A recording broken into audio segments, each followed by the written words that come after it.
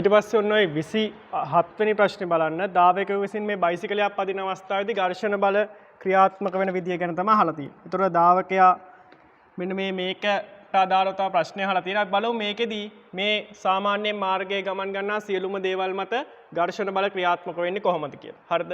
මේකෙදී බලන්න මේ මිනිස්සෙක් ඇවිදින අවස්ථාව. මිනිස්සෙට කීයටවත් සුමට පොළවක් මත ඇවිදින්න බෑ. මේ පොළව අනිවාර්යයෙන්ම මොන පොළවක් වෙන්න ඕනද? මේ පොළව අනිවාර්යයෙන්ම රළු පොළවක් වෙන්නම ඕන. රළු වෙන්නම ඕන. ඒ වගේම තමයි සුමට පොළවක බයිසිකලයක් පැදගෙන යන්න බෑ. බයිසිකලේ පැද්දොත් එහෙම වැටෙන්නේ නැති විදියට බයිසිකලේ හයි කරලා මිනිස්සෙක් මේක උඩ වෙනකලා පැද්දොත් එහෙම බයිසිකලේ එක තැන කැරක තියෙන්නේ. මේ රෝදේ නම් කරකැවෙන්නෙම නැහැ. පිටිපස්සේ රෝදේ එක තැන මිනිස්සයා පාගනකොට එක තැන කරක් තියෙනවා. හරිද? වෙන මොකොත් බල ක්‍රියා කරන ඉස්සරහට යාමක් ඒ මොකොත් සිදු වෙන්නේ නැහැ. ඒතර වාහනයක් වුණත් එහෙමයි. මේක නම් මේ රටේ එළවුම් රෝද මේක සුමට පොළවක් නම් වාහනේ ස්ටාර්ට් කරලා මේක කරකවනකොට මේක එක තැනක කැරක් තියෙනවා. වාහනේ ඉස්සරහට යන්නේ. එතකොට පිටුපස රෝද එළවුම් රෝද වෙන වාහනයක් ගත්තේ මේ වගේ ලොකු එකක්. ඒකෙදිත් එහෙමයි. මේක සුමට පොළවක් නම් වාහනේ ස්ටාර්ට් කරලා රෝද කරකදී ඒක එක තැනක කැරක් තියෙනවා. එතන සමහරක් වෙලාවට දැකලා ඇති ඔබ වාහනවලදී නම් අදාළ වාහනය යන තරම් ඝර්ෂණ බලය ප්‍රමාණවත් නොවන අවස්ථාවලදී එක තැන රෝදිය කරකැවෙන අවස්ථා දැකලා ඇති. හරිද? එතකොට අන් සුමට පොළවක් වුණොත් මේ එකකටවත් ගමන් කිරීමේ හැකියාව ලැබෙන්නේ. හරිද? මුලින් බලන්න මේ අවස්ථාව අපි ඇවිදිනකොට කරන්නේ කකුල මෙහෙම පොළවේ පිටිපස්සට තෙරපවන. අන්න කකුල නිකන් පොළොව මත පිටිපස්සට තල්ලු කිරීමට උත්සාහ කරනවා. පොළොව මත පිටිපස්සට තල්ලු කිරීමට උත්සාහ කරනවා. එහෙනම් කකුල පිටිපස්සට තල්ලු කරන්න පිටිපස්සට යවන්න උත්සාහ කරනකොට අන්න කකුල මත ඉස්සරහට ඝර්ෂණ බලයක් ඇති කරනවා පොළොව මග. අන්නේ බලයෙන් තමයි මේ මිනිස්සයා ඇවිදින්නේ. ඒ බලයෙන් තමයි ඉස්සරහට යන්නේ. හරිද? ඊට පස්සේ මෙන්න මේකෙදී මේ මිනිස්සයා බයිසිකලේ පාගලා මේ පිටිපස්සේ රෝදේ කරකවනවා. හරිද? මෙන්න මේක මොනවා කරනවද? මේක මේ පැත්තට කරකවයි.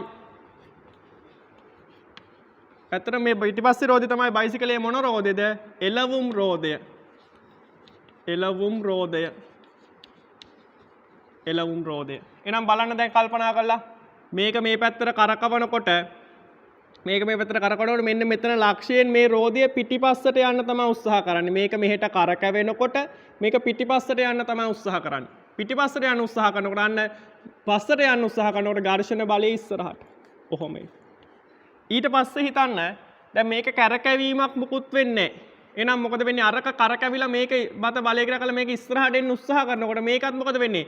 තල්ලු වෙලා ඉස්සරහට යන්න උත්සාහ කරනවා. මෙතන රූප ශ්‍රාණයක් ඇඳලා පෙන්නන්නම්. මෙන්න මෙහෙම මේ රෝදය තල්ලු වෙලා මෙහෙම ඉස්සරහට යන්න උත්සාහ කරනවා නම් එයා මත ඝර්ෂණ බලය කොහෙටද? ඝර්ෂණ බලය ඇති වෙන්නේ මෙහෙට. මේක තල්ලු වෙලා මෙහෙ යන්න උත්සාහ කරනකොට අරක තල්ලු වෙලා ඉස්සරහ යනකොට මේක තල්ලු වෙලා ඉස්සරහට යන්න හදනවා. ඒතකොට ඝර්ෂණ බලය ඇති වෙන්නේ මෙහෙට. අන්න එහෙනම් මෙයා මතත් කොහොමද ආරම්භයේදී මේක තල්ලු වෙලා ඉස්සරහට යන හදන මොහොතේම ඔන්න ඔහොම ඝර්ෂණ බලයක් ඇති වෙනවා. නම් ඒකේ අන්නේ ඝර්ෂණ බලය හින්දා මොකද වෙන්නේ? මේක මෙන්න මෙහෙම මේ පැත්තට කරකැවෙනවා. මේකට කියනවා කරකැවේ. කරකැවේ. මේකට කියනවා මොන රෝදයද? එළ වෙන රෝදය. මේකට කියනවා එළ වෙන රෝදය. එළ වෙන රෝදය. අරක එළවුම් රෝදය, මේක එළ වෙන රෝදය. මේක එළ වෙන රෝදය. එහෙනම් මේක කර කවයි, මේක කර කැවෙයි. මේක කර කැවෙන්නේ මොකක් හින්දාද? ඝර්ෂණ බලය තිබ්බ හින්දා. මේක කර කැවෙන්නේ මොකක් හින්දාද? ඝර්ෂණ බලය තිබ්බ හින්දා. එතකොට මේක ඉස්සරහට යන්න උත්සාහ කරන්නේ මොකක් හින්දාද? මේ බලය ඇති වෙච්ච හින්දා. මේක සුමට වුණා නම් මේක කර කැවුවට මෙහෙම බලයක් ඇති වෙන්නේ නැහැ. එහෙනම් බයිසිකලේ පිටිපස්සේ රෝදේ විතරක් මෙහෙම කරකැවි තියෙනවා. බයිසිකලේ ඉස්සරහට යන්නේ නැහැ. තේරුණාද? එහෙනම් මොකද වෙන්නේ බලන්න? මේක කරකැවෙනකොට මේ බලය ඇතිලා මේක ඉස්සරහට යන්න හදනවා. ඉස්සරහට යනකොට මේකත් මොකද වෙන්නේ? මේ විදිහට තල්ලු වෙලා ඉස්සරහට යන්න හදනවා. අන්න එතකොට මේ බලය ඇති වෙනවා ඝර්ෂණ බලය. ඒක ඇති වෙච්ච හින්දා මේක කරකැවෙන්න පටන් ගන්නවා. ওই විදිහටයි වෙන්නේ. එහෙනම් අපි මෙන්න මෙතනදී මේ වාහනය ගත්තොත් මේකෙදි මෙන්න මේ රෝදේ තමයි එළවුම් රෝද. එළවුම් රෝද. හරිද? එහෙනම් මොකද වෙන්නේ? මේක කරකවයි. මේ පැත්තට මේක කරකවන. මේක කරකවයි. කරකවයි. එහෙනම් මේ කරකවෙනකොට මොකද වෙන්නේ? ඒක කරකවෙනකොට එහෙනම් මෙතනින් පිටිපස්සට යන්න උත්සාහ කරන්නේ. එහෙනම් පිටිපස්සට යනවා නම් මෙහෙට ඝර්ෂණ බලය ඉස්සරහට. අන්න අන්න එතකොට ඒකින්ද වාහනේ ඉස්සරහට ඇදෙන්න පටන් ගන්නවා. ඇදෙන්න පටන් ගන්නකොට මේකට වෙන්න දේ මොකද්ද? මේකට වෙන්නේ මෙන්න මේ දේ. ඉස්සරහට තල්ලු වෙන්න උත්සාහ කරනකොට ඝර්ෂණ බලයක් මෙහෙට ක්‍රියා කරනවා. එහෙනම් මොකද වෙන්නේ? එහෙට ඝර්ෂණ බලය ඇති වෙනවා. අන්නේ ඝර්ෂණ බලය හින්දා මෙයා මෙහෙම කරකැවේ. ඔයාම කරකැවේ. තේරුණාද? ඒක කරකැවේ. ඒක කරකැවේ. ඒක එල වෙන රෝදය. ඒක එල වෙන රෝදය. හරිද? හරි. ඊට පස්සේ මෙන්න මේ වගේ දැන් මේ වගේ පොඩි කාර් එකක නම් එළවුම් රෝද වෙන්නේ ඉදිරිපස රෝද. මේ වගේ පොඩි කාර් එකක නම් එළවුම් රෝද වෙන්නේ ඉදිරිපස රෝද. සාමාන්‍ය ලොකු කාර් එකක් වගේ ගත්තොත් එහෙම ඒක එළවුම් රෝද වෙන්නේ පිටුපස රෝද. හරිද?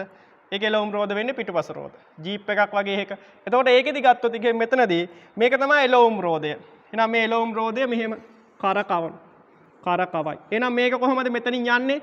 පිටිපස්සට. එහෙනම් යාගේ ඝර්ෂණ බලය ඉස්සරහට. එහෙම ඝර්ෂණ බලය ක්‍රියා කරනකොට F. එතකොට සමහර රෝද හතරම එළවුම් රෝද වෙනවා නම් මේකත් එළවුම් රෝදයක් වුණා නම් එයාම තත් ඝර්ෂණ බලය ඉස්සරහට. එතකොට හොඳ ජවයක් තියෙන නැත්නම් හොඳ වේගයකින් වාහනයට යන්න පුළුවන්. විශාල ශක්තියක් තියෙනවා එතකොට. මොකද වෙන්නේ? ඇයි මේකෙනුත් වාහනේ ඉස්සරහට අදින්න try කරන්න ඕනේ. දැන් මෙතනදී මේක විතරක් එළවුම් රෝදයක් වුණොත් එහෙනම් බලය මෙතනදී ඉස්සරහට ඇති වෙනවා. එතකොට මේක එල්ල වෙන රෝදේ නම් අනේ නම් එයා ඉස්සරහට තල්ලු වෙලා කරකැවෙන්න උත්සාහ කරනවා. ඉස්සරහට තල්ලු වෙලා කරකැවෙන්න උත්සාහ කරනවා. ඒ කියන්නේ ඉස්සරහට තල්ලු වෙන්න උත්සාහ කරනවා. එතකොට මෙතනදී මොකද වෙන්නේ? මෙන්න මේ ඝර්ෂණ බලය ඇති වෙනවා. අන්න ඒ ඝර්ෂණ බලයෙන් හින්දා මොකද වෙන්නේ? කරකැවීම සිදු වෙනවා. එහෙනම් මෙන්න මෙතනදී මේක ඉස්සරහට තල්ලු වෙනවා. තල්ලු වෙනකොට ඝර්ෂණ බලය මෙන්න මෙහෙට ඇති වෙනවා. F. අන්න ඒ ඝර්ෂණ බලයෙන් හින්දා මෙයා මේක මෙහෙට කරකැවෙනවා. මේක මෙහෙට කරකැවෙනවා. හරිද? එහෙනම් මේක කර කවයි මේක කර කැවේ. මේක කර කැවේ. හරිද? ඊට පස්සේ මෙන්න මේ වාහනේ මේ ඇදගෙන යාමක් සිදු කරන්නේ. මෙතන මේ තියෙන්නේ ඇදගෙන යාම. ඇදගෙන යාම. ඇදගෙන යාම. හරිද? එහෙනම් ඇදගෙන යාම නම් මෙතනදී මොකද වෙන්නේ? මේකෙදි ගත්තොත් එහෙම මෙතනදී දැන් ඔන්න මේක අදිනකොට මේ රෝද දෙකම ඉස්සරහට ඇදෙනවා. ඉස්සරහට ඇදෙනවා කියන්නේ මෙන්න මේ තත්ත්වය. එහෙනම් ඉස්සරහට ඇදෙනකොට චලිත දිශාවට විරුද්ධව ඝර්ෂණ බලයක් ඇති වෙනවා. චලිත දිශාවට විරුද්ධව ඝර්ෂණ බලයක්. එහෙනම් මෙයාගෙත් මෙහෙම පිටිපස්සට ඝර්ෂණ බලය ඇති වෙනවා. මෙයාගෙත් මෙහෙම පිටිපස්සට ඝර්ෂණ බලය ඇති වෙනවා. එහෙනම් මොකද වෙන්නේ? මේ ඝර්ෂණ බල දෙක හේතුවෙන් මේ රෝද දෙකම කර කැවෙනවා. එහෙනම් මේ මොකද්ද? කර කැවෙයි. මේකත් කර කැවෙයි. ඔන්න ඔය විදියටයි වාහනවල මෙතනදී ඝර්ෂණ බල ක්‍රියාත්මක වීම සිදු වෙන්නේ. ඊට පස්සේ බලන්න 28 වෙනි ප්‍රශ්නය. රූපයේ දැක්වෙන පරිදි සුමට තලයක චලනය වන ස්කන්ධයේ සිම්පල් M වූ වස්තුවක් v ප්‍රවේගයෙන් x ලක්ෂය පසුකොට සුමට ආනත් තලය ඔස්සේ x ට සිම්පල් h උසක් ඉහළින් පිහිටි y ලක්ෂය දක්වා ඉහළට නගී. ස්කන්ධ M බෙදීම දෙක වූ දෙවැනි වස්තුවක් v බෙදීම දෙක ප්‍රවේගයෙන් x ලක්ෂය පසු කරයි නම් දෙවැනි වස්තුව නගින උස. ඇත්තටම දෙවැනි රූප ශ්‍රහණක් අවශ්‍ය වෙන්නේත් නැහැ. මේ විදිහේ රූප ශ්‍රහණක් අවශ්‍ය වෙන්නේත් නැහැ. මේ රූප ශ්‍රහණ විතරක් ඔය හදලා ගන්න කිරීමකින් උත්තරය ගන්න පුළුවන්. එතකොට නැත්තම් සමානුපාතික ක්‍රමයකට යන්නත් පුළුවන්. අපි මුලින් සරලව හදලා බලමු. මේක විභව ශක්තිය ශුන්‍ය මට්ටම කියලා ගන්න. විභව ශක්තිය ශුන්‍ය මට්ටම. හරිද? එහෙනම් ඊට පස්සේ ගත්තොත් ඉතින් මෙතනදී මේ වෙලාවේදී චාලක ශක්තිය භාගයයි m v වර්ගය ධන විභව ශක්තිය බිඳුවයි. ඊට පස්සේ මේ වෙලාවේදී මෙතන ගිහලා නවතිනවා. එළඹෙන උස h නම් මෙතන බිඳුව ධන මෙතනදී mgh මෙතන mgh mgh. එහෙනම් මෙතනදී භාගයයි m v වර්ගය සමානයි mgh. එහෙනම් මෙතනදී මේකට මේක කපලා යනවා v වර්ගය බෙදීම දෙක සමානයි gh කියලා එනවා. එහෙනම් ඊට පස්සේ අපිට මෙතනින් ගන්න පුළුවන් v වර්ගයේ අනුලෝම සමානුපාතයයි. දෙක කියන්නේ නියතයක්, g කියන්නේ නියතයක්. අනුලෝම සමානුපාතිකයි h. එහෙනම් v දෙගුණයකින් අඩු කරනකොට h කියන කෙනා 4 ගුණයකින් අඩු වේ. එහෙනම් මෙතනදී මේ කැපිටල් H සමාන වෙන්නේ සිම්පල් h බෙදීම 4කට. සිම්පල් h බෙදීම 4කට. ඒ විදිහට හිතලා ගන්නත් පුළුවන්. නැත්තම් මෙන්න මෙහෙම හදන්න පුළුවන්. මේ අවස්ථාවෙන් මේ සම්බන්ධය ගත්තා. කෙනෙක්ට ඒ සමානුපාතික ක්‍රමයට යන්න බැරි නම් මේ අවස්ථාවෙන් මේ සම්බන්ධය ගත්තා. මේ අවස්ථාවට ආය සම්බන්ධයක් ලිව්වා. මොකද්ද? මේ විභව ශක්තිය ශුන්‍ය මට්ටම නම් විභව ශක්තිය ශුන්‍ය මට්ටම නම් මේක. එහෙනම් මෙතනදී ගත්තොත් එහෙම ඒක විභව ශක්තිය ශුන්‍ය මට්ටම නම් මෙතන ගන්න පුළුවන් අපිට භාගයයි m බෙදීම 2යි v බෙදීම 2 වර්ගය ධන බිඳුව සමානයි මෙතනදී ගත්තොත් එහෙම බිඳුව ධන mg m බෙදීම 2g capital H. එහෙනම් මෙතනදී m බෙදීම දෙකට m බෙදීම දෙක කපලා යනවා. මෙතනදී එනවා v වර්ගය බෙදීම 2 වැඩි කිරීම 1 යට 4 සමානයි මෙතන g capital H. එහෙනම් මෙන්න මෙතනට ආදේශ කරන්න පුළුවන්. මෙතනට ආදේශ කරන්න පුළුවන්. මෙන්න මෙතන හොයාගත්ත එක. මෙතන හොයාගත්ත එක. එහෙනම් එතන හොයාගත්ත එක එතනට ආදේශ කරොත් එහෙනම් මෙතනදී gh සමානයි gh බෙදීම 4 සමානයි මෙතනදී g capital H. එහෙනම් g ට g කපලා යනවා h සමානයි g බෙදීම 4යි කියලා. h බෙදීම 4යි කියලා. ඔය විදිහට එහෙම උත්තරය ගන්නත් පුළුවන්. ඒ තත්ත්වෙදී රූප සාන් දෙකටම සමීකරණය ලියන්න අවශ්‍ය නැහැ. මෙන්න මේ තත්ත්වෙදී උත්තරය ගන්න පුළුවන්. පිළිතුර වෙන්නේ h බෙදීම 4 කියන එක. එහෙනම් මෙතනදී උත්තරේ විදිහට ගන්න පුළුවන්. උත්තරේ අංක 2. පිළිතුර 2. බලන්න ඕකෙදී 29 වෙනි ප්‍රශ්නය. එක රූපය මගින් පොළොව මත නිශ්චලව පවතින B පෙට්ටියක් මත තබා ඇති කැපිටල් A පොතක් පෙන්වයි. දෙක රූපය මගින් පෙට්ටිය සඳහා නිදහස් වස්තු බල සටහන පෙන්වයි. පෙට්ටිය මත ක්‍රියා කරන බල PQR මගින් දැක්වේ. පහත සඳහන් කුමන ප්‍රකාශය සත්‍ය වේද? එහෙනම් මේකෙදි ගත්තොත් එහෙම මෙතනදී මේ පෙට්ටියේ බල සමතුලිතතාවය සැලකුවොතින් පෙට්ටියේ සිරස් සමතුලිතතාව සැලකුවොතින් ඉහළට තියෙන බල ඒ කියන්නේ Q සමාන වෙන්න ඕන පහළට තියෙන බල වලට. එහෙනම් මෙතනදී P ධන R ට. එහෙනම් මේකෙදී අපිට උත්තර දිහා බලපු ගමන් පළවෙනි උත්තරේ පස්වෙනි උත්තරේ දෙකම වැරදි කියන එක ඒකෙන් පැහැදිලි වෙනවා. හරිද? ඒකෙන් පැහැදිලි වෙනවා. ඊට පස්සේ ගත්තොත් එහෙනම් මෙතනදී ඊළඟට මේකෙදි ගත්තේ පෙට්ටිය මගින් පොළොව මත යෙදෙන බලය P මගින් දැක්වේ. ඒක වැරදි. ඒක තියෙන්නේ මෙතනදී පෙට්ටියේ බර තියෙන්නේ. මෙන්න මේක තමයි පෙට්ටිය මගින් පොළොව මතින් දක්වන බලය වෙන්නේ මෙන්න මෙයා.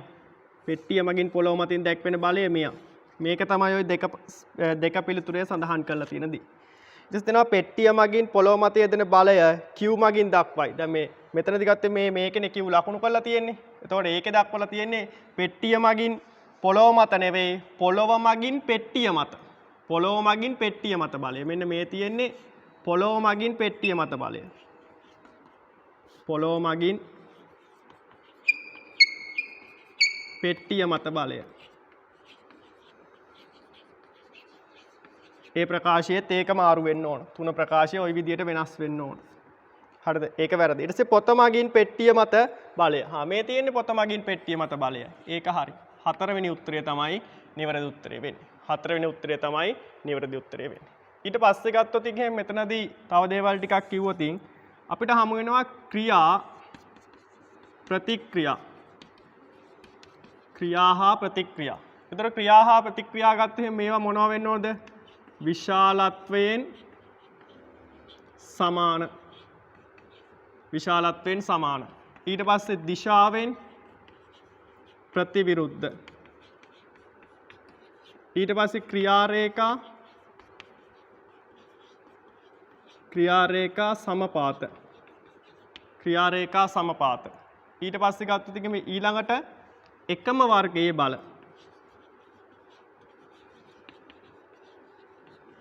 එකම වර්ගයේ බල. ක්‍රියා හා ප්‍රතික්‍රියා ගත්තොත් ඝර්ෂණ බලයක ප්‍රතික්‍රියාව ඝර්ෂණ බලයක්මයි. තෙරපුමක ප්‍රතික්‍රියාව තෙරපුමක්මයි. අන්න එතකොට ඒගොල්ලෝ එක මෙයා දැන් ක්‍රියාව නම් මෙන්න ඊට පස්සේ මෙයා කෙනෙක් අහන්න පුළුවන් මෙයාගේ ප්‍රතික්‍රියා බලය කොතනද තියෙන්නේ? මේ තියෙන්නේ බර. එතකොට මේ බර ඇති වෙන්නේ මොකක් හින්දාද? දැන් මේකෙදී මේ ඇන්දේ පෘථුවිය නම් මේ ඇන්දේ ওই තියෙන පෙට්ටිය නම් මෙන්න මෙතන ඔහොම ඇති වෙලා තියෙන P බලය. එයාට අදාළ බලයක් තව ඉන්න කොතනද? මෙන්න මෙතන. එයාගේ ප්‍රතික්‍රියාව. මෙයා ක්‍රියාව නම් එයාගේ ප්‍රතික්‍රියාව තියෙන්නේ පෘථිවි කේන්ද්‍රේ. මේ වස්තුවේ බරේ ප්‍රතික්‍රියා බලය තියෙන්නේ පෘථිවි කේන්ද්‍රේ. හරිද? අන්න එතකොට ඒ දෙන්නා මේ විදිහට සලකන්න පුළුවන්. එතකොට ඒගොල්ලෝ එකම වර්ගයේ බල වෙන්න ඕන. එකම වර්ගයේ බල වෙන්න ඕන. ඊට පස්සේ ගත්තොත් එකේ මෙතනදී බල දෙකක් සමාන වීමට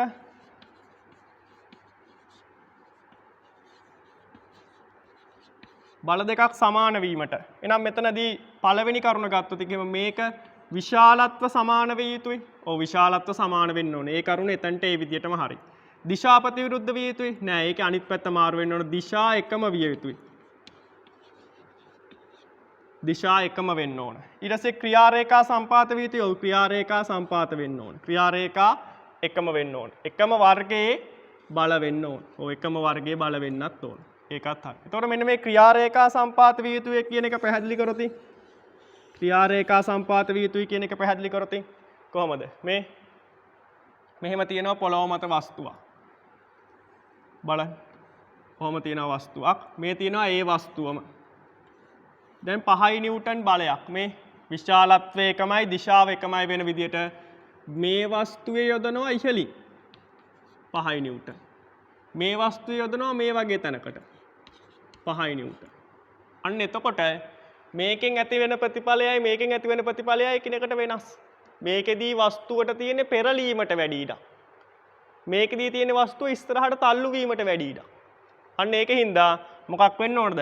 විශාලත්ව සමානලා දිශාව මෙතනදී එකම වෙලා එකම වර්ගයේ බල වුණු පළියට මේ දෙක සමාන බල වෙන්නේ නැහැ. ක්‍රියා රේඛාව සම්පාත වෙන්න ඕනේ. මේ බලයත් හරියට මෙතනින් එද්දොත් තමයි මේ දෙක සමාන බල දෙකක් විදියට හඳුන්වන්න පුළුවන්. හරිද? එතකොට මේ ප්‍රශ්නෙට දාලා උත්තරේ වෙන්නේ උත්තරය අංක 4 කියන එක. හරිද? ඉතින් බලන්න මේකේ 30 වෙනි ප්‍රශ්නය ඉලෙක්ට්‍රෝන කදම්බය රූපයේ පෙන්වා ඇති ආකාරයට 10.6 ms ඍණයක වේගයකින් ආරෝපිත සමාන්තර තහඩු දෙකක් අතර ප්‍රදේශයට ඇතුළු වේ. තහඩු අතර විභවාන්තරය 200 වෝල්ට් වේ. ඉලෙක්ට්‍රෝන කදම්බය වයිහි දිශාවටම පවත්වා ගැනීමට අවශ්‍ය වන චුම්බක ක්ෂේත්‍රය වන්නේ. එහෙනම් වයිහි දිශාව කියන එක ලකුණු කරගත්ත එක මෙන්න මේ වගේ දිශාවක්. ඔන්න ඔය දිශාවට පවත්වා ගන්න. එහෙනම් මෙතනදී මුලින්ම විද්‍යුත් ක්ෂේත්‍රය ඇඳලා හිටියොත් විද්‍යුත් ක්ෂේත්‍රය ඇති වෙන්නේ කොහොමද? මේ පැත්ත ධන තහඩුව, ඍණ තහඩුව. මෙයා ධන තහඩුව, මෙයා ඍණ තහඩුව. එහෙනම් ධන සිට ඉඳන් ඍණට තමයි විද්‍යුත් ක්ෂේත්‍රය ඇති වෙන්නේ. එහෙනම් මෙන්න විද්‍යුත් ක්ෂේත්‍රය. මෙන්න විද්‍යුත් ක්ෂේත්‍රය. ඔය තියෙන්නේ විද්‍යුත් ක්ෂේත්‍රය. හරිද? එහෙනම් මෙතනදී ඉලෙක්ට්‍රෝනය මෙතනින් එනවා. ඔය විදිහට ඉලෙක්ට්‍රෝනයේ ප්‍රවේගය අපි u කියලා ගමු. u. එහෙනම් ඉලෙක්ට්‍රෝනය මේ දිශාවට ඇතුළු වෙනවා. දැන් මෙයා ඇතුළු වෙන මොහොතේම මම මෙන්න මෙතන මැද තැනකදී ඉලෙක්ට්‍රෝනය ඇන්දොතින් මේ ඉලෙක්ට්‍රෝනය මත ඉහළට ක්‍රියා කරනවා. මොකද්ද? Fe කියලා බලයක්. Fe කියලා බලයක්. එහෙනම් මෙතනදී ගත්තොතින් එහෙම ඒකෙදි ගත්තොතින් එහෙම දැන් ඉලෙක්ට්‍රෝනය දිගටම මේ දිශාවට චලනය කරව ගන්න ඕන. දිගටම මේ දිශාවට චලිත කරව ගන්න නම් මෙන්න මේ බලය ඇතිවීම හින්දා මෙයා මේ පැත්තට යන්න උත්සාහ කරනවා. එහෙනම් එහෙට යාම වළක්වන්න මොකක් වෙන්න ඕනද? පහළ දිශාවට බලයක් ඇති වෙන්න ඕන. මොකක් වෙන විදිහටද? මෙන්න මේ බලය කැපිලා යන විදිහට. අර ඉහළට ඇති වෙච්ච බලය කැපිලා යන විදිහට. එහෙනම් එහෙම ඇති කරගන්න අපිට මෙතනදී පහළට ඇති කරගන්නවා අපි බලයක් ගමු. ඒක චුම්බක ක්ෂේත්‍රයෙන් ඇති වෙන්න ඕන බලය. ඒක Fm කියලා. හරිද? එහෙනම් මෙතනදී චුම්බක බලය F සමානයි මෙතනදී BQV. එහෙනම් ඒක දාන්නේ වමතින්. වමත. එහෙනම් මෙතනදී අපි චුම්බක ක්ෂේත්‍රයේ මුලින් නිකන් හිතලා බලමු. තලය තුලට චුම්බක ක්ෂේත්‍රය ඇති වුණා කියලා. තලය තුලට චුම්බක ක්ෂේත්‍රය ගත්තොත් එහෙම දබර ගිල්ල චුම්බක ක්ෂේත්‍රයේ දිශාවට. මැද ගිල්ල චලිතයේ දිශාවට. එතකොට බලයක් ඇති වෙනවා කියලා හිතනවා ඉහළ දිශාවට. එතකොට මේ වමත් නියමයෙන් බලය ලැබෙන්නේ මොන ආරෝපණයක් මත බලයද? වමත් නියමයෙන් බලය ලැබෙන්නේ ධන ආරෝපණයක් මත. එතකොට මේක මොකද්ද? ඍණ ආරෝපණයක්. එහෙනම් ධන ආරෝපණයක් මත නම් බලය ධන ආරෝපණයක් ඔයි කියන විදිහේ චලනය වෙන වෙලාවෙදි චුම්බක ක්ෂේත්‍රයේ තලය තුලට තිබ්බොතින් ධන ආරෝපණයක් මත බලය ඉහළට. එහෙනම් මෙතනදී ඍණ ආරෝපණයක් මෙහෙම චලනය වෙලාදී තලය තුල චුම්බක ක්ෂේත්‍රයේ තිබෙන ඍණ ආරෝපණය මත බලය පහළට. එහෙනම් අන්න තලය තුලට චුම්බක ක්ෂේත්‍රය ඇති කරගත්තොතින් තලය තුලට චුම්බක ක්ෂේත්‍රය ඇති කරගත්තොතින් අපිට ඕන විදිහට බලය ඇති වෙනවා. තලය තුලට චුම්බක ක්ෂේත්‍රය ඇති කරගත්තොතින් අපිට ඕන විදිහට බලය ඇති. එහෙනම් මෙතනදී මොකක් වෙන්න ඕනද? දැන් මේ බලයට මේ බලය කැපිලා යන්න එපයි. එහෙනම් එහෙම වෙන්නේ මොනවා වුණොතින්ද? වයිහි දිශාවට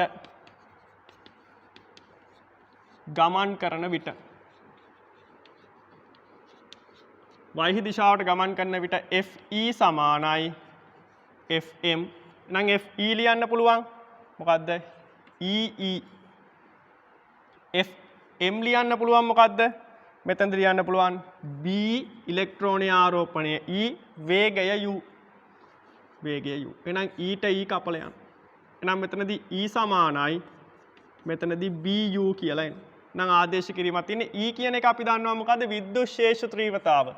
විද්‍යුත් ක්ෂේත්‍ර තීව්‍රතාව සමානයි ඍණ වාරයක් විභව අනුක්‍රමණය. එහෙනම් මෙතනදී විශාලත්වයේ විතරක් සැලකුවොතින් විශාලත්වයේ විතරක් සැලකුවොතින් E සමානයි V බෙදීම D කියලා ගන්න පුළුවන්. මෙතනට ඍණ ලකුණ අවශ්‍ය වෙන්නේ නැහැ. එහෙනම් මෙතනට ආදේශ කරනවා මොකද්ද? v බෙදීම d සමානයි b වැඩි කිරීම u. එහෙනම් මෙතනදී අපිට b සමානයි v බෙදීම d වැඩි කිරීම u කියලා ගන්න පුළුවන්. එහෙනම් ඒකට ආදේශ කළ සුළු කරන්න තියෙන. එහෙනම් b වනේ අපිට ඕන. එහෙනම් මෙතනදී v කියලා කියන්නේ 200i වෝල්ට්. එහෙනම් මෙතනදී ගත්තොත් d කියලා කියන්නේ 1 සෙන්ටිමීටර්. තහඩු අතර පරතරය විභවාන්තරයේ යෙදුණු තහඩු අතර පරතරය මෙතනට යෙදෙන්නේ. විභවාන්තරය යෙදුණු තහඩු අතර පරතරය. එහෙනම් මෙතනදී 1 වැඩි කිරීම 10 ඍණ 2. වැඩි කිරීම ඊට පස්සේ u කියලා කියන්නේ 10 6. එහෙනම් මෙතනදී ගත්තොත් එහෙම b සමානයි මෙතන දෙනවා 10 ඍණ 10 4ක් ඉර වෙනවා ඉර යට. එහෙනම් ඉර උට්ට ආවට පස්සේ 2 වැඩි කිරීම 10 ඍණ 2යි ඔක්කොම ආදේශ කරේ SI එකක වලින්. එහෙනම් b ලැබෙන්නේ එයාට අදාළ SI එකකේ. මේකේ SI එකකේ වෙන්නේ ටෙස්ලා. එහෙනම් මෙතනදී ගත්තොත් එහෙම තලය තුලට වෙන්න ඕනේ. එහෙනම් මෙතනදී ගත්තොත් එහෙම තලය තුලට රතු පාට කතිර වලින් දක්වලා තියෙන තලය තුලට. එහෙනම් මෙතනදී ගත්තොත් එහෙම කඩදාසිය තුලට 10 ඍණ 2ක් තියෙන එක්කෙනෙක් වෙන්න ඕනේ. එහෙනම් උත්තරයේ අංකය 4 කියන එක. පිළිතුර 4. පිළිතුර 4. බලන්න 31 වෙනි ප්‍රශ්නය. යටත් පිරිසෙන් දොරක් විවෘතව ඇති විට මෝටර රථය පණ ගන්නවන අවස්ථාවේදී හෝ රියදුරු ආසන පටි පැළඳ නොගෙන මෝටර රථය පණ ගන්නවන අවස්ථාවේදී මෝටර රථයේ හදිසි සංඥාවක් ශබ්ද විය යුතු වේ. හරිද? අවම වශයෙන් එක් දොරක් හෝ විවෘතව ඇති විට කැපිටල් A. එහෙනම් මෙන්න මේ සංකේත ටික වෙනම තැනකින් පොඩ්ඩක් සටහන් කරගන්න. කැපිටල් A අවම වශයෙන් එක් දොරක් හෝ විවෘත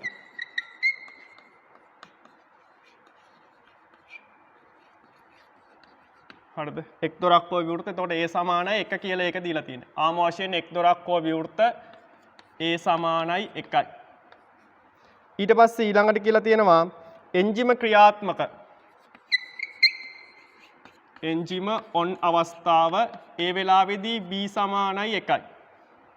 ඊට පස්සේ ආසන පටි රියදුරු ආසන පටි පැළඳ නැති විට නම් මෙතනදී ආසන පටි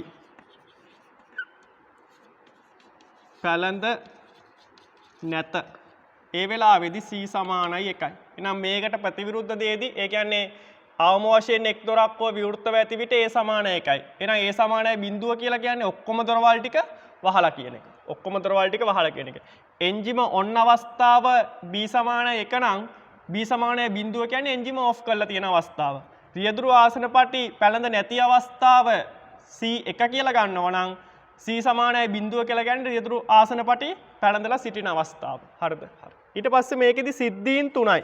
එතකොට මේක දැල් වෙන්න සංඥාවක් අවශ්‍ය වෙනවා. එහෙනම් අපි මෙතනදී වගුවක් පිළියෙල කරගත්තොත් එහෙම දැල්වීමට අදාළ සංඥාව F කියලා ගමු. නම් මේකෙදී විචල්‍යයන් 3යි. එහෙනම් F කියන කෙනා මෙතන. මෙතන A B C ඔය විදිහට. එහෙනම් මෙතනදී මේ වගුව ලියන පිළිවෙලක් තියෙනවා. කෙනෙක්ට වෙන විදිහකට ලියන්නත් පුළුවන්, මේ විදිහට ලියන්නත් පුළුවන්. මෙතන බිඳුව 1 බිඳුව 1 බිඳුව 1 බිඳුව 1. හරියටම අවස්ථාවන් 8ක් එනවා කියන්නේ කොහොමද? එන්න පුළුවන් අවස්ථා ගාන ගන්න මෙන්න මෙහෙමයි. මෙතනදී දෙකේ තිබෙන අවස්ථා ගාන. ඒ කියන්නේ දෙකේ තුන අවස්ථාවන් 8ක් එන්න ඕනේ. එහෙනම් මෙතන 8ක් ලිව්වනේ. මෙතන 8ක් ලිව්වා. බලන්න 1යි 2යි 3යි 4යි 5යි 6යි 7යි 8යි. නම් ওই විදිහට.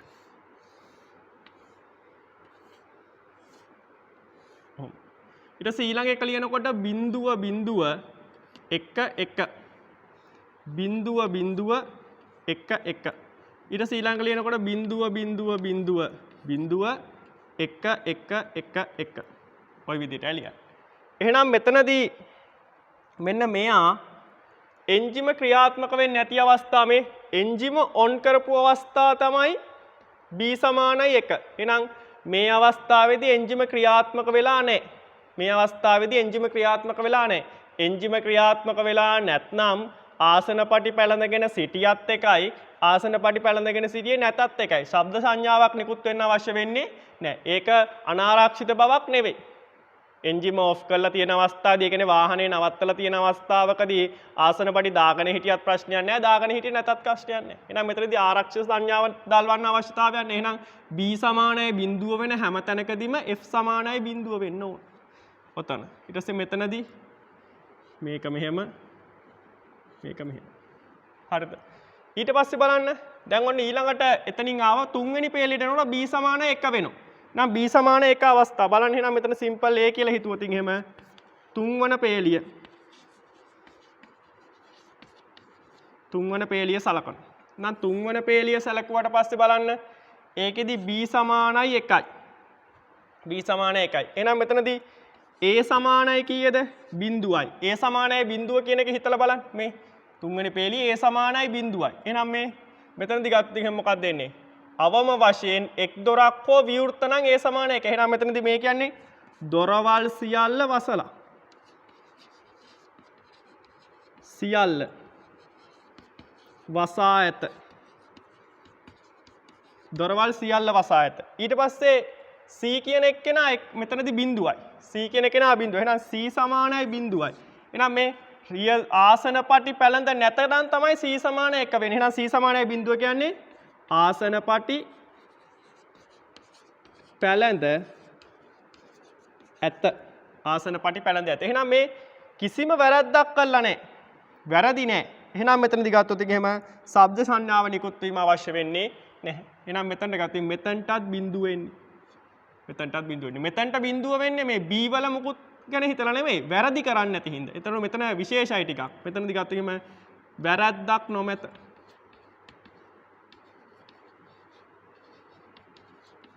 එතන වැරද්දක් කළා නේ. හරිද? ඊට පස්සේ ඊළඟ අවස්ථාව හිතන්න. අපි මෙන්න මෙතනදී හතරවන පේලිය හිතුවොතින්. හතරවන පේලිය. අපි b කියලා හිතමු. හතරවන පේලිය. හතරවන පේලිය. එහෙනම් හතරවෙනි පේලියදී ගත්තොත් එහෙනම් b සමානයි 1යි. b සමානයි 1යි. ඊට පස්සේ හිතලා බලන්න. ඊළඟට මෙතනදී වැරදි කරනවද කියලා බලන්න. a සමානයි බිඳුවයි.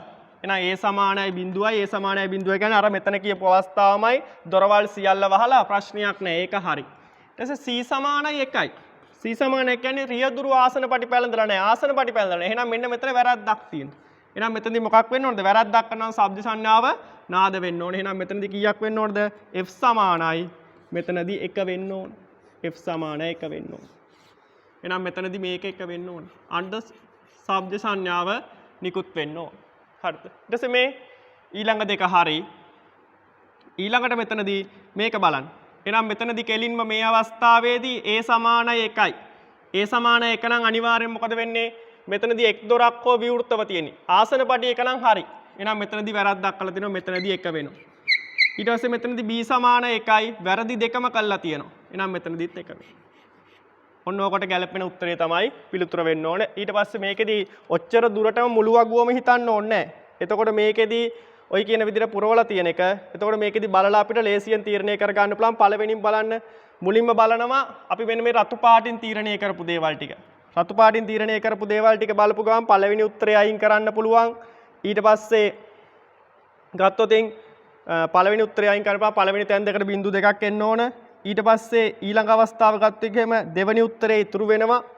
ඊළඟට තුන්වෙනි උත්තරේ ගත්තොත් එහෙම තුන්වෙනි උත්තරේදී ඒකත් ඉවත් කරන්න පුළුවන්. මෙන්න මෙතන යටපැත්තෙන් වැරදි මෙතනට බිංදුව එන්නේ නැහැ ඒකේ.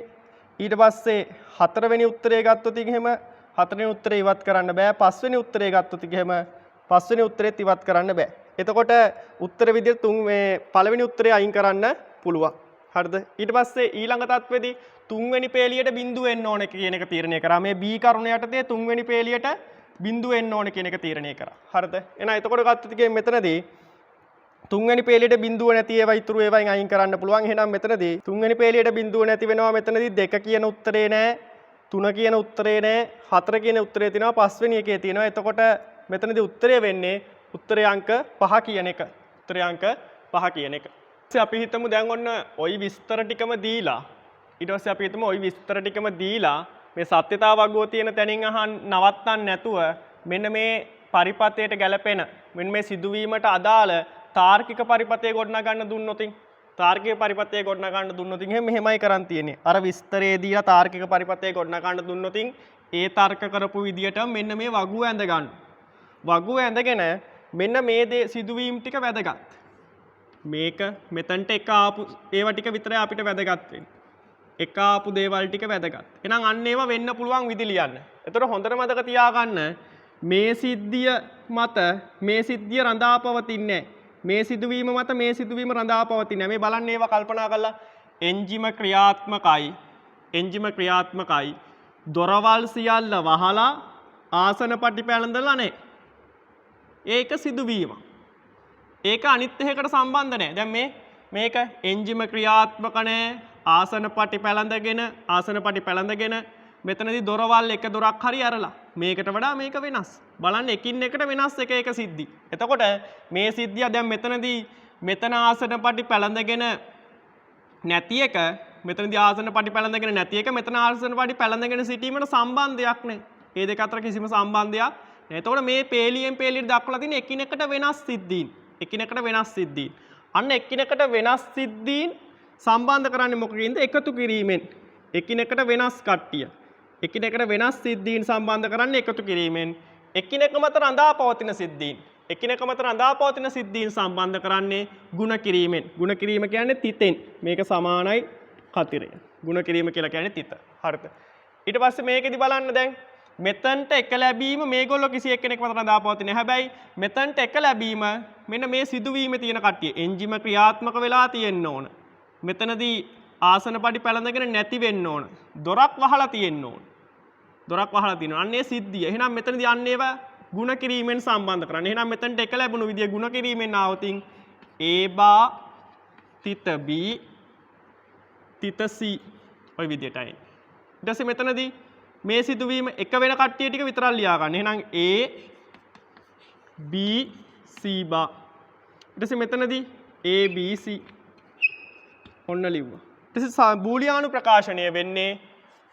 ප්‍රකාශනය වෙන්නේ අන්න අර එකිනෙකට වෙනස් සිද්ධීන් තුන එක ලැබෙන එකිනෙකට වෙනස් සිද්ධීන් තුනේ එකතුව a බා තිත b තිත c ධන a තිත b තිත c බා ධන a තිත b තිත c දැන් ඕකට මෙතනදී මේ රූප සරහන අඳින්න පරිපතය අඳින්නත් පුළුවන් හැබැයි ඕකට පරිපතය ඇඳීම හරි අපහසුයි දිග ලොකු පරිපතයක් එන්නේ ඒ කියන්නේ දැන් මෙහෙමත් කිව්වොත් එහෙම සමහර ගණන් වල කියනවා අදාළ පරිපතය ගොඩනැගීමට මේ ප්‍රදානයන් දෙකට වඩා වැඩි ద్వාර පාවිච්චි කරන්න එපා කියලා. එහෙම කිව්වොත් එහෙම මෙයා හදා ගන්න ద్వාර දෙකයි, මෙයා හදා ගන්න ద్వාර දෙකයි, මෙයා හදා ගන්න ద్వාර දෙකයි. ඊට පස්සේ මේ තුන් දෙනා එකට එකතු කරන ద్వාර දෙකක් යනවා. එතකොට ඔක්කොම ద్వාර 4ක් ඕන මේ 8ක් ඕන වෙනවා. ඔක්කොම ద్వාර 8ක් ඕන වෙනවා. එතකොට ඊට වඩා පහසුවෙන් පරිපතය අඳින්න පුළුවන් මොකක් කරාතින්ද? මේක බූලියානු සර්වසාම යොදලා මේක සුළු කරන්න. එහෙනම් මේ බලන්න f සමානයි a බා තිත b තිත c ධන මෙන්න මෙතනදී a තිත b කෑල්ල පිටට ගන්න. a තිත b. එතකොට මෙතනවා c බා ධන c. එහෙනම් මෙන්න මේකට කියනවා බූලියානු සර්වසාමයක්. මේකෙදි ගත්තේ මේක එකයි. හරිද? මේක එකයි. බලන්න c වලාගේ එක වුණොතින් මෙතන බිඳුව ධන 1. බිඳුව ධන 1 එකයි. ඊට c වලාගේ බිඳුව වුණොතින් මෙතන එක ධන බිඳුව. ඒකත් එකයි. එහෙනම් c වලාගේ මොකක් වුණත් මෙතනට එන්නේ 1. තේරුණානේ? ඒකින්ද එතනට 1 දැම්මා. ඊට පස්සේ මෙතනදී f සමානයි එහෙනම් a බා තිත b තිත c ධන a තිත b. එහෙනම් මේකෙදී අපිට පිටට ගන්න පුළුවන් b අකුරක් පිටට ගන්න පුළුවන්. b අකුරක් පිටට ගත්තොත් එනවා a බා තිත c ධන a. නම් ඔන්න ওই තත්වෙන් අඳින්න පුළුවන් අපිට මේකෙදී. එහෙනම් මෙතනදී මුලින්ම කම්බි තුනක් ගන්නවා මෙහෙම.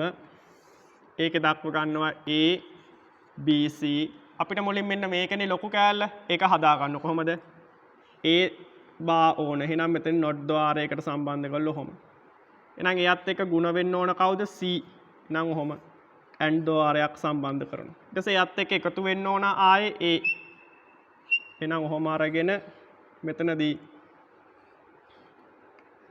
ඔය විදියට රෝධවාරයකට සම්බන්ධ. ඊට පස්සේ එයත් එක්ක ಗುಣ වෙන්න ඕන කවුද? b කියන කෙනා. එහෙනම් මෙතනින් ඇවිල්ලා කොහොම ඇවිල්ලා ඔය විදියට. ඔන්න ප්‍රකාශ. මෙතන f. එතකොට ඊළඟට කියන්න තියෙන දේ තමයි මේ සත්‍යතා වගුවට අදාළව අඳින්න තියෙන එකම පරිපතය මේක නෙවෙයි.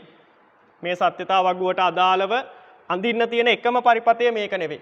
හරිද? තව ඕන තරම් පරිපත් තියෙනවා. කෙනෙක් මෙතනින් පරිපතේ යන්න නම් මේකට වඩා වෙනස් පරිපතයක් එන්නේ. හැබැයි ප්‍රතිඵලය එකමයි. මේකට වඩා වෙනස් මෙතනින් පරිපතේ යන්න ගත්තා නම් මේකට වඩා වෙනස් රූප සරහනක් එන්නේ. කෙනෙක් මෙන්න මේකට පරිපතේ යන්න නම් මේකට වඩා වෙනස් රූප සරහනක් එන්නේ. එතකොට මම මේ තත්තර සුළු කරලා ඉඳපු හින්දා මේකෙන්නේ. තේරෙනවද? පරිපතේ එකිනෙකට වෙනස් වෙන්න පුළුවන්. විභාග ගැටලුවක ආවතින් එහෙම ඇඳින්න පුළුවන් සියලුම පරිපත ටික විභාගයේ උත්තර පත්‍රයේ තියෙනවා. හරිද? ඊට පස්සේ බලන්න මේකෙදි 32 වෙනි ප්‍රශ්නය. පෙන්වා ඇති විභව බෙදුම් පරිපතයට ජවය සපයවනු ලබන්නේ අභ්‍යන්තර ප්‍රතිරෝධය නොගැනීමේ හැකි.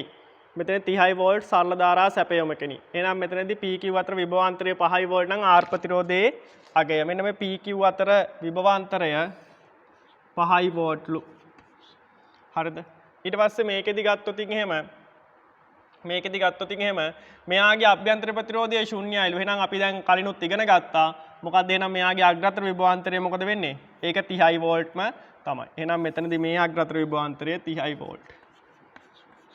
එහෙනම් ඊට පස්සේ මෙන්න මෙතනදී එහෙනම් මෙතනට 5ක් ගියා නම් මෙතනට යනවා කීයක්ද? ඉතුරු 25. එහෙනම් මෙතනදී එහෙනම් මේකෙදී අපිට ශ්‍රේණිගත සම්බන්ධය මේ දෙන ශ්‍රේණිගත තත්ත්වයට සුළු කරගත්තම මෙන්න මේ දෙන්නගේ සමකය කීයක් කියලා ගන්න පුළුවන්ද අපිට? ඒක අපිට ගන්න පුළුවන් R dash කියලා. R dash කියලා ගන්න පුළුවන්. එයාගේ සමකය R dash. එහෙනම් මෙතන පොඩියට රූප සරණක් ඇන්දොත් එහෙම කොහොමද? මෙතනින් අපිට අඳින්න පුළුවන්. කොහොම? මේක ටිකක් සරල කරන්න පුළුවන්. මෙතනදී මේක 30 වෝල්ට්, මෙතන 60 ඕම්, මෙතන R dash. එහෙනම් මෙන්න මෙතනදී මෙයාගේ අග්‍රතර විභවාන්තරය 5 වෝල්ට්, මෙයාගේ අග්‍රතර විභවාන්තරය 25 වෝල්ට්. එහෙනම් මෙතනදී අපි දන්නවා මේ දෙන්නා හරහාම ගලන්නේ එකම ධාරාව. මේ I මේ I. එහෙනම් මෙතනදී ගන්න පුළුවන් අපිට V සමානයි IR. එහෙනම් මෙතන අපිට කියන්න පුළුවන් මොකද්ද? I එකම නම් V අනුලෝමෝ සමානුපාතිකයි R. ඊට පස්සේ අපිට ලියන්න පුළුවන් මොකද්ද? විභවාන්තරය 25යි. 25 අනුලෝමෝ සමානුපාතිකයි 60. මේක 1. ඊට පස්සේ විභවාන්තරය 5 අනුලෝමෝ සමානුපාතිකයි ප්‍රතිරෝධය R dash. මේක 2. එහෙනම් අපිට ගන්න පුළුවන් මෙතනදී 1 බෙදීම 2. 1 බෙදීම 2. ඒ කියන්නේ 25 බෙදීම 5 සමානයි 60 බෙදීම R dash. එහෙනම් මෙතනදී මේකට මේක අපලා ගියා 5යි. 5 වරක් මේක කැපුණා මෙතනදී කීයද? 12යි. එහෙනම් මෙතනදී R dash සමානයි 12 ඕම් කියලා එනවා. ඕක නෙවෙයි උත්තරේ. අපෙන් අහන්නේ R. අපි හෙව්වේ කවුද?